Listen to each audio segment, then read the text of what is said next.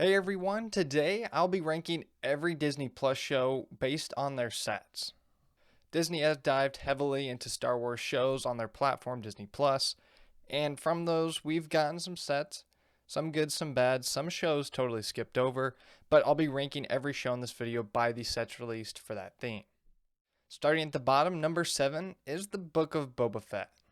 This show only had 2 sets, one good and one very bad.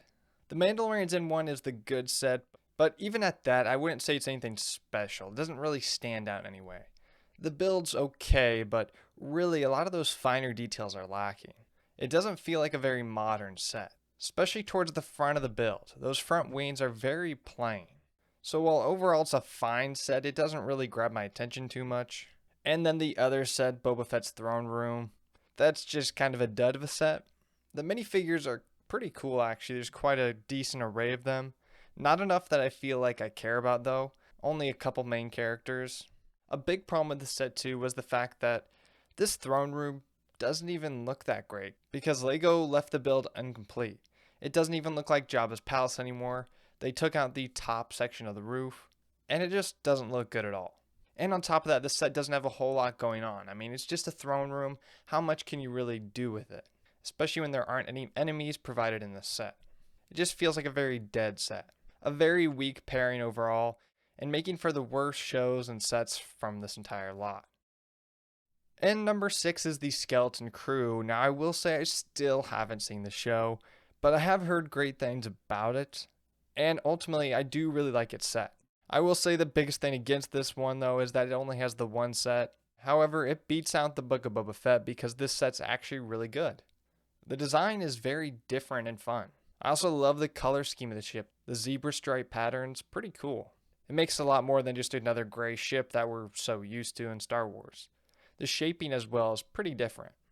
One thing I love about this set though is the amount of play features on it. It feels like a classic LEGO Star Wars playset with how much they packed in here, interior and exterior. Play features are very abundant in this set. And it comes with a full minifigure lineup of all the main characters from that show, creating a very solid package from the show, and a very solid set. Only one set though for this entire wave makes it hard to put it any higher on this list. The 5th show on this list is the Obi-Wan Kenobi series. This show also only got 2 sets surprisingly, and the one I will say really hurts its legacy.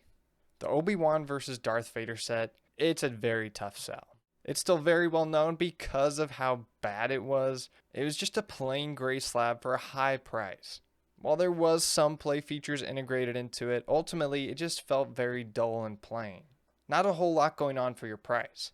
One redeeming portion of it was the minifigures, but even then those really couldn't save this set. It was just a bad idea on LEGO's part. They really needed to pick a more interesting scene or find a way to make this set actually fun. As of the way they released it, it's just way too plain. On the other hand though, the transport scythe is amazing. I would call that a perfect LEGO set. It houses fantastic Inquisitor figures and Obi-Wan himself, as well as a very impressive and basically perfect build. Again, I just can't find anything wrong with this set. There's nothing to complain about. A great interior, a great looking ship and build, a stellar minifigure lineup, and it really carries the weight of this theme, keeping it up at number 5. In number 4, I put the Bad Batch. Now, this one really hurt to put so low because there was so much potential for sets from the show, but it was never quite capitalized on. There was only 2 sets ever released for this theme, the Marauder and the Justifier. Both are great models and very good sets, but they're very limiting in their audience. The Marauder on the one hand wasn't. That was a perfect set that they really needed to release for the show. It made sense. The Bad Batch spend most of their time there, and it came with the entire Bad Batch, minus Omega. While the build may be a little disproportional, I think it works pretty well for play scale, and overall I like the set. The Justifier is the second set that came out for the show, and it's very neat, but I don't feel like it matched the show all that well. It's not a huge complaint though, because I do like that we got this set. Cad Bane's ship is very cool, and he's a cool character. Seeing him again in a minifigure form is great, and this ship has one of my more favorite designs from the past few years. It feels like a classic set with how big it is. LEGO normally doesn't go into this scale anymore. The pricing wasn't great on it, But the set itself, I didn't have any issues with, and I don't think many other people did either. It was just that price point. So, with two very solid sets, I feel like where this theme felt short is the fact that they never expanded beyond this. Having only these two sets to represent the entire series just feels wrong, and I'm still bitter about it to this day. Breaking the top three in third place, we have Andor. These sets are very good, but there's not a lot of them. Plus, I will admit some of them have some pricing issues. Out of them all, the U-Wing's probably the best. It's a very cool ship and a fan favorite build. And it also comes with some very important characters from the show. The first set from the series was Ambush on Ferrix, and I love that set. A UCS quality level of detail, but its biggest hindrance was its expensive price. It was a bit more than it should have been, but besides that, it is a perfect set. And finally, the buildable K2SO, which is a very unique and fun model that's very pleasing to look at. Overall, the lineup is spectacular, and it's only really held back by some pricing issues and maybe the lack of quantity. For as popular as the show was, 3 sets just doesn't seem like enough. In the runner-up spot, we have The Mandalorian. This was a very close tie for first and second, but second place, I had to throw The Mandalorian down there. It was close because of sets like the UCS Razor Crest, which is a huge, glorious set celebrating the show, especially the early years when it was the most popular and the best.